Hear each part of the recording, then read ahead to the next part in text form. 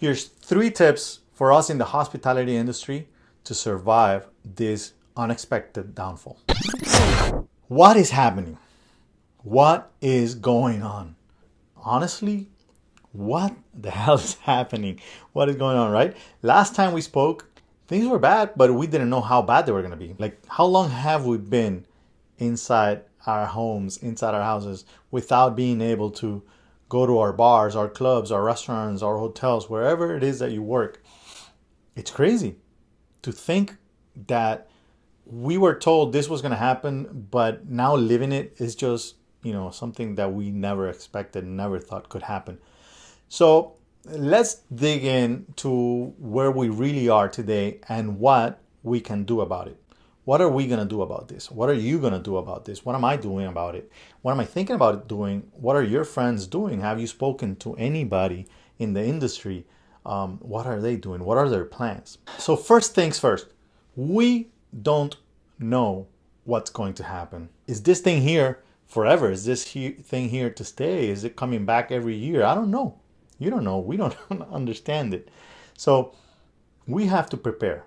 Let's start at the beginning. How do we prepare for this? So the first thing we got to do is research. We have to research what's been going on around. What have other places that have already gone through what we are going through, what have they done? And what kind of outcome have they seen? Is it working? What kind of measures are people taking? Have people opened? What percentage have they opened? Meaning their capacity or their volume of customers. Are they open at 25%, 50%? Of course, sometimes you have to research as to what their government is allowing. That's another thing you got to research. I understand there's some people that are actually doing what they're not told they're supposed to be doing. I don't think you should go in that route, but make sure you research what's happened to those people that are not respecting the rules they're being given. Another thing that some people are not researching is job openings within your own industry. Have people been living your industry and have a lot of other positions being open in your industry? Have you been looking at that? There's possibilities that people, don't have what it takes to, basically wait and have the patience to wait for this whole thing to be over and come back to their, old jobs. Or maybe they realized, this is not what they wanted to do with their lives. So maybe there's openings there. So I would research in all those different areas 100%. Number 2, you have to prepare. How do you prepare for something like this? Didn't already, catch you off guard? Isn't it already here? No, I'm talking about preparing for the moment that you get out. We have to prepare for getting out of this one because we are going to get out of it.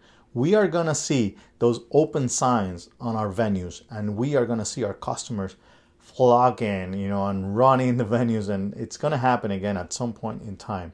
But we have to be prepared for it, right? The best way to prepare for all of this is to study, get educated. This is the right time for education, like Nightlife University, for example. Little plug there. But it is what it is. This is the moment for you guys to be reading books, to be, just going back to old school habits and reading about the things that you are not so good at. Just basically try to be on top of the rest of the crowd for the moment that you get out of this one. And there's many reasons for this. Number 1, supply and demand, right? Imagine that, for example, the venues are going to open at a low percentage, right? They're not going to open full force, 50%, let's say. They're not going to need all the amount of employees, staff that they used to have. The whole workforce will be reduced because that's one of the first expenses they're going to try to avoid. So are you going to be picked to be one of those? And the only way to be chosen is if you are prepared. And I can tell you one thing, looking at it from the promoter side of the equation, you have a lot to learn, and it doesn't matter what you do in the industry. Everybody has something to learn, and there's always room for improvement. Everybody has room for growth. And number 3 is reinvent.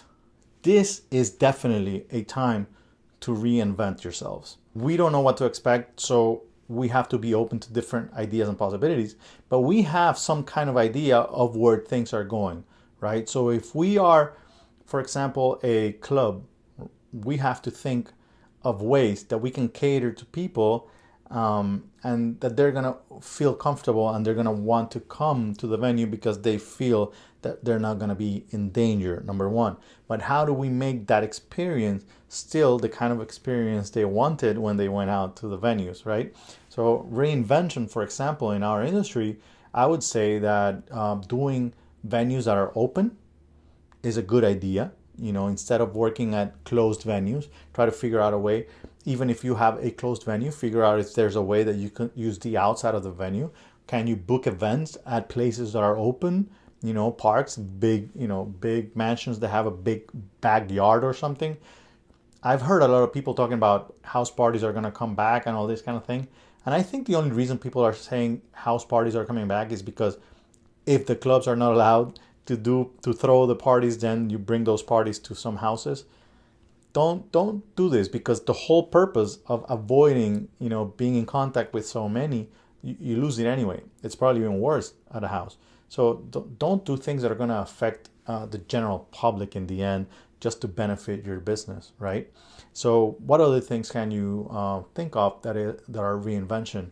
For example, I've heard about some people that are going to be putting thermometers at their entrance of their venues. Some other people are doing some kind of it's a thing you walk through and it just sterilizes everything around you, and it supposedly cleanses you from a big percentage of the bacteria that you may have on you, or viruses or whatever. I don't know if I trust it, but it makes some people feel more comfortable. In the end, either way, you don't really know. It's not 100% secure, but the whole idea is to make people feel comfortable, feel that they can come to you. I would look at any kind of possibility of you bringing your business online, anything that you can think of where you can stream something online and people are going to want it and are willing to pay for whatever it is that you're giving them. Just look at different possibilities, because we don't know when this is going to end.